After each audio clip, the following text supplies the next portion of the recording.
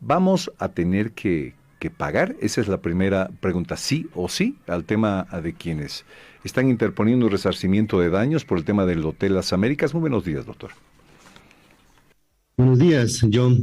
Primera aclaración a tu pregunta es que no existe una negociación como tal. No estamos en esa etapa. No es un acuerdo de solución amistosa el que se va a suscribir, que en otros casos ya se ha ensayado, ya son varios los acuerdos de solución amistosa que ha suscrito el Estado boliviano y que algunos están en tratamiento todavía. En este caso, habiendo un informe de fondo emitido en el año 2022 por la Comisión Interamericana de Derechos Humanos, hay un informe, reitero, de fondo que tiene recomendaciones que el Estado boliviano compromete cumplirlas. ¿Cuál es la razón por la que nos comprometemos a cumplir esas recomendaciones? Ya se ha alargado el cumplimiento casi 2 años. La razón es porque somos un Estado que en primer lugar prioriza la justicia de paz, que prefiere llegar a una solución no contenciosa, que no lleguemos a juicio a la Corte Interamericana, y no solamente trata las recomendaciones de indemnización o reparación económica, sino también tratan de otros aspectos que se están cumpliendo. Lo que quiero valorar yo, John, es que la CIDH, al igual que lo hemos hecho en las anteriores oportunidades, ha valorado razonablemente que estamos cumpliendo esas recomendaciones que se han emitido en el informe de fondo. Ha también algo que no se dice en los medios de comunicación, pero yo puedo decir de manera oficial, ha también respondido a nuestra solicitud de asistencia técnica sobre la reparación económica, emitido una nota al respecto. Ha valorado también los acercamientos que hemos tenido vía Comisión Interamericana con los peticionarios y finalmente ha ampliado el plazo para el cumplimiento de las recomendaciones hasta el 26 de julio de este año. Fundamentalmente, John, respondiendo a tu pregunta, hemos cumplido razonablemente las recomendaciones y esa es la respuesta de la CIDH. Y ahora lo que resta hacer es, nuevamente, en base a la nota técnica y orientación que nos han dado sobre la indemnización económica o reparación económica, hacer nosotros una propuesta, un ensayo de posible pago que podría haber, y siempre y cuando estén de acuerdo los peticionarios, podemos cerrar el caso en la Comisión Interamericana y evitar que vaya a la Corte Interamericana. Entiendo, doctor Siles, que esta no es una negociación propiamente, pero lo que ustedes están haciendo en el marco de cumplir la recomendación desde la CIDH es decirles, miren, podemos pagar esto así, de esta manera, si les parece, por ejemplo. ¿Estoy en lo correcto, doctor Siles? Sí, lo que va a partir de ahora, a partir del día en que fuimos notificados, que fue el anterior viernes pasado, con la nota técnica y con la ampliación del plazo, lo que ahora va a primar, el fundamento de estos posibles acercamientos o debate, va a ser la nota técnica que se emitió.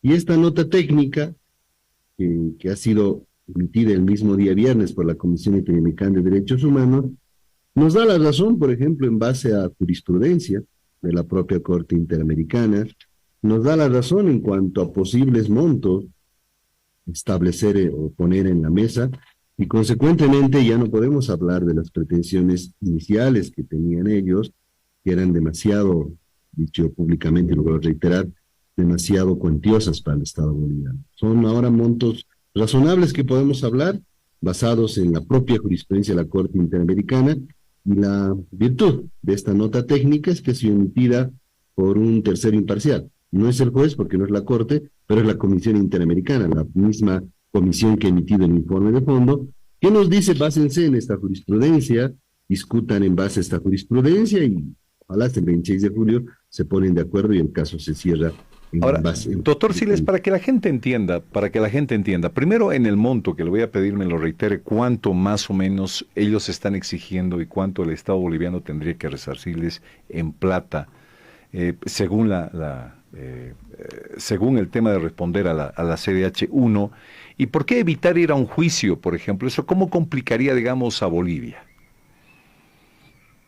Sí, nosotros estamos convencidos de que si mantendríamos o aceptaríamos el monto que ellos han establecido en primera instancia, como entiendo una propuesta de indemnización o reparación económica, seríamos después responsabilizados por la acción de repetición que también la Procuraduría está impulsando.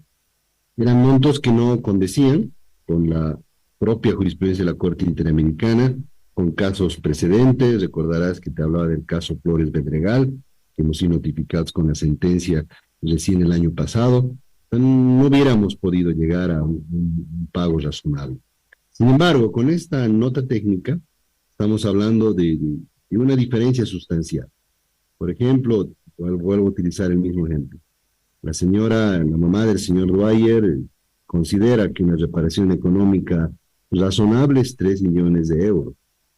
Nosotros habíamos dicho en su momento que hemos sido notificados con la sentencia Flores Bedregal, donde el monto reparado, porque ya se pagó ese monto, que era una sentencia, no llega a los $500,000. Ahora la Corte nos está diciendo montos incluso menores que se han fijado dependiendo de cada caso en particular.